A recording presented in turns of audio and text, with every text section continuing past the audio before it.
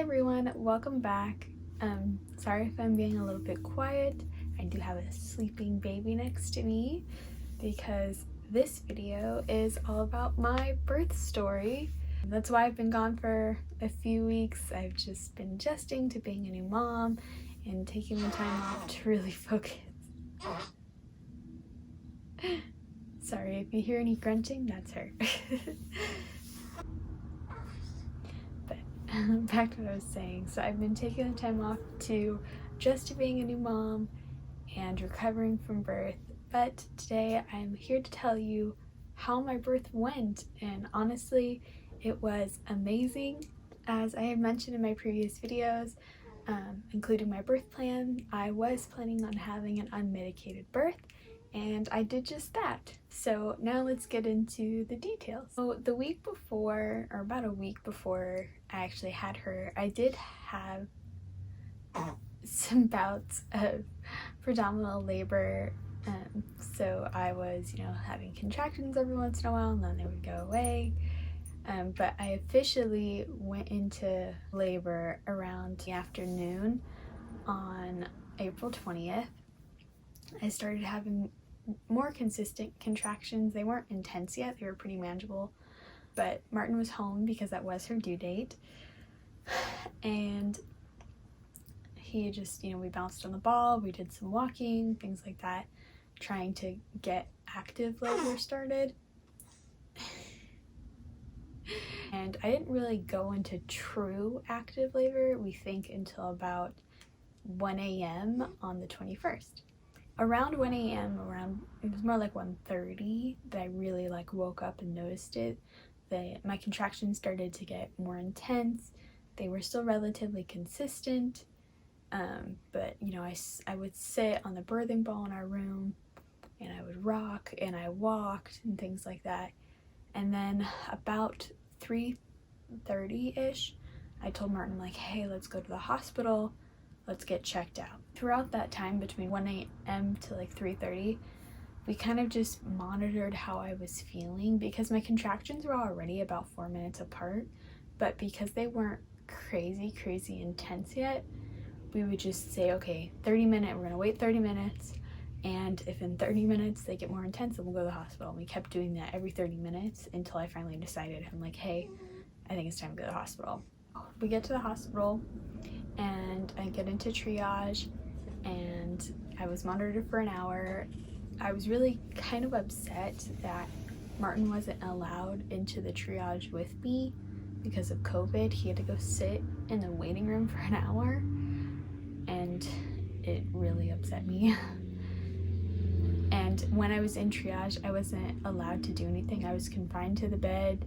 I couldn't get up, I couldn't move, and so I was just having to deal with the contractions while laying down, which is really a bad way of dealing with contractions. And the nurse first checked me. She said I was about 2.5 centimeters dilated, and after the hour she said I was a definite 3.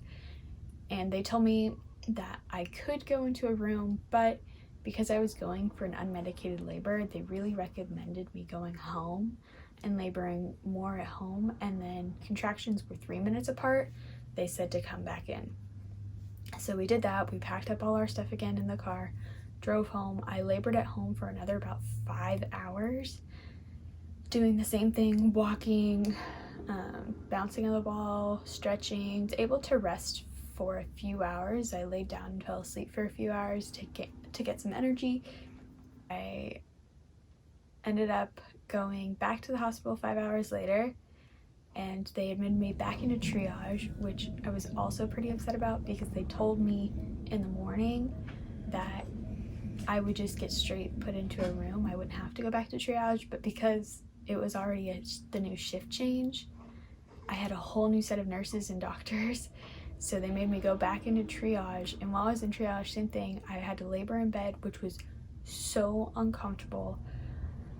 I was in so much pain trying to focus and trying to get into a meditative state, but because I was immobile and I wasn't allowed to kind of get into my rhythm of what I was doing, and I was hooked up to all these monitors and stuff like that, I was really uncomfortable. And the triage nurse the second time was actually not very nice. I was pretty upset with her. She was really aggressive when she checked me, to the point where it like really hurt, whereas before it was uncomfortable, but it didn't hurt. And she didn't really listen to me when I was telling her what I was feeling. Like, she at first, like, she tried telling me that I wasn't even in active labor at one point. She thought I was just in predominant labor, and I was like, no, like, I was here earlier this morning, they already told me I'm in active labor, like, listen to me, lady. Like, and when I was doing my breathing, I would breathe, and when I would go out, I would do a low moan, which is what you're supposed to do when you're breathing. And she continued to yell at me and tell me that I was breathing wrong and that I wasn't supposed to do this and I needed to be quiet and all these things. And it was just overall a really terrible experience. And I was texting Martin. I was so mad because, again, he wasn't allowed to be in triage with me, so he couldn't even help like guide me through my breathing and stuff like that. So I was trying to do it all on my own, and but anyways, so again, I was there for an hour, progressed up to 4 centimeters, and they admitted me into a room, and I specifically asked, hey, can I have a tub room? And they allowed me to have that. Super busy, so the nurse kind of like neglected me for a while, but we just called them and said, hey, like, where, you know, is the ball and stuff like that. And I just kind of did my own thing while I waited for her to even like come in and officially check me in. And I think it was probably about an hour and a half before I was officially checked in, even though I was already in my own room, already laboring. So I bounced on the ball, I sat on the bed, I went on all fours.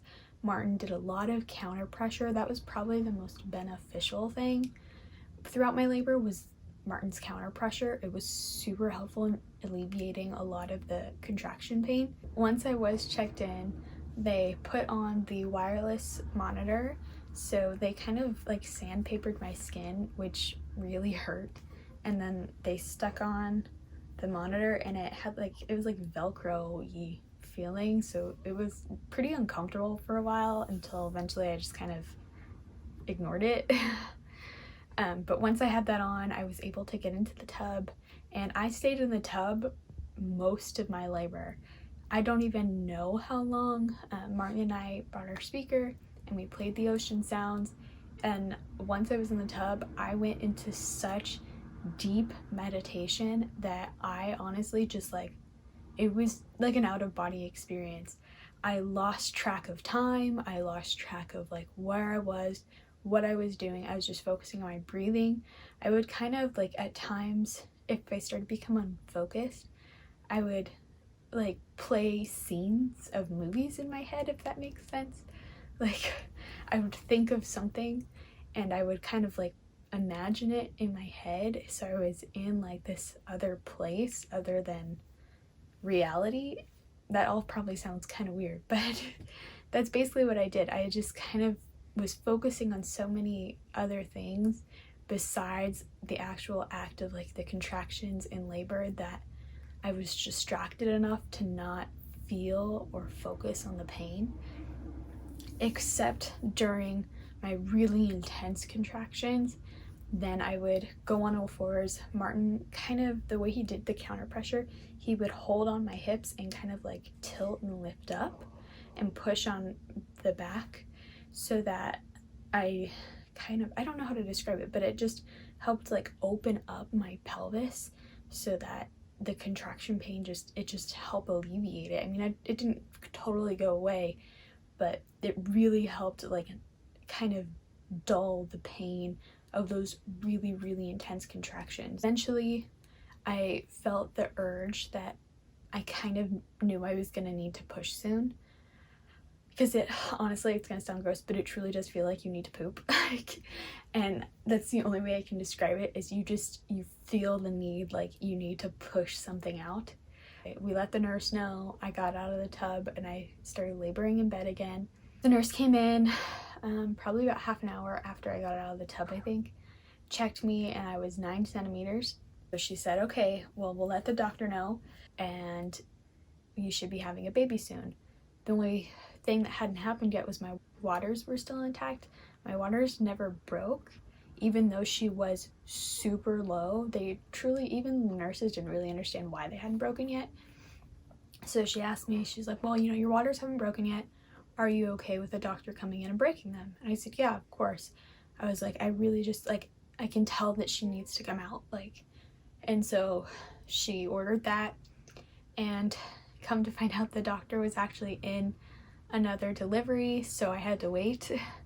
And she said, okay, well, by the time that she's probably out of the delivery, you'll probably be at 10 centimeters. Your water will probably break by itself. If not, we'll break them. And I said, okay. So probably, I think, another hour and a half-ish of me laboring on the bed. The doctor was finally done. She came in, they checked me, I was at 10 centimeters. My water still hadn't broken, even though the baby was crazy low. And so they broke them for me. And at that point I was like, okay, so am I allowed to push now? Because I kept like telling him, like, I really feel like I need to push. And she said, no, you need to wait. And I was like, so am I allowed to push now? She's like, yeah, your water's broken. Go ahead. If you need to feel like you need to push. And so what I ended up doing is we kind of leaned the bed up. So I was like this, and I was on my knees here, and my arms, I like leaned against the bed and pushed. And the nurse at first was kind of guiding me on how I needed to push so that I was pushing properly, because there's a proper way to push. And she's like, with first births, it can usually take about an hour, sometimes up to 3 hours of pushing. And I guess that's kind of what they were expecting. But I caught on really quick to pushing because I knew I needed to push. And because she was already super low, I pushed her out, I think, in 30 minutes. And so I did a couple pushes of leaning against the bed, and then the nurse checked, and she's like, okay, you're crowning. She's like, that was really fast. And she called the OB back. The OB came in, and she's like, okay, and I continued pushing, and she's like, okay, why don't you flip onto your back? I was like, do I have to? And she's like, well, do you want to do skin to skin? I said yes. She's like, well, the easiest way to do that is if you're on your back. I really hadn't planned to go into my back because I was doing so well pushing while kneeling, but because of the way their hospital policy is, and maybe it would be different if a midwife was there, I don't know, but she really wanted me on my back. So I went on my back, and I finished pushing. I pushed, I think, 3-4 times on my back, and she was out, and they laid her on my chest. The first thing she did, actually, when they took her out, is she peed everywhere. So she peed all over me, and then they put me on her chest, and then she pooped. So I'd poop all over me, she'd poop all over her. Honestly, I didn't care. I was just happy she was here. And they laid her on me, and she just snuggled in. Martin did end up cutting the umbilical cord. He, when they asked him, they're like, do you want to cut it? And he was like, he took a second. He was like, yeah, sure. He just cut it. And then, they finished delivering the placenta, and I ended up having a 2nd-degree tear, which I don't know when I got it. I don't know if I got it because I was pushing so fast, or if I got it because I did end up pushing on my back. But I did end up getting a 2nd-degree tear, which are also really common. So who knows? I mean, I don't know if it could have been avoided or not. But so she did have to stitch me up, which probably that was the most painful part of my whole labor. That was really uncomfortable. I can't even describe what it's like to be stitched up in your vaginal area, but it is not a fun experience. Even they put numbing, they put anesthesia down there, but it didn't do anything. I felt everything that they were doing. We did skin to skin. They just laid her down for a while, and we checked to make sure she could nurse, and she did. She latched on right away. She had a great latch from the start.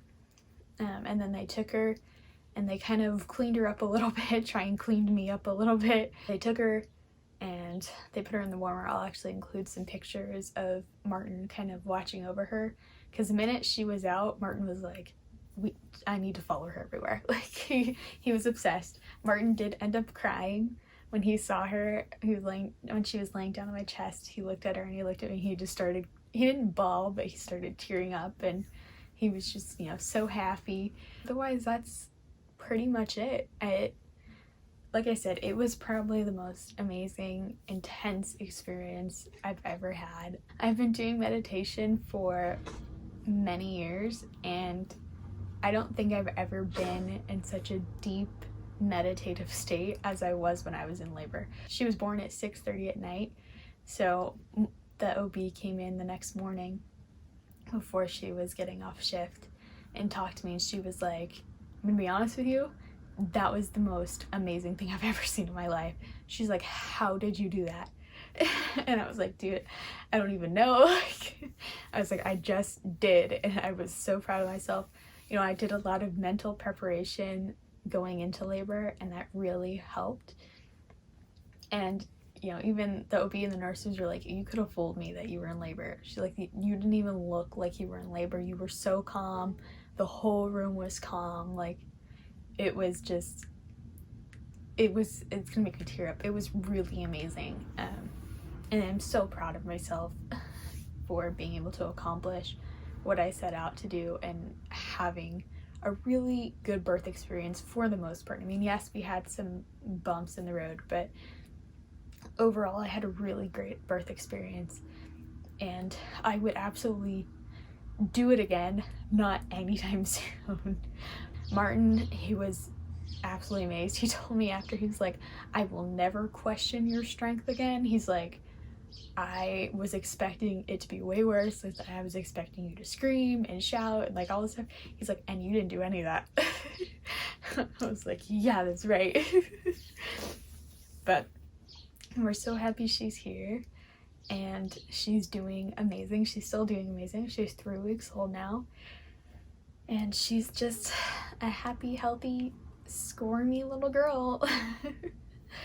And here is a quick little video of her, but I hope you enjoyed. Thanks for watching. Bye.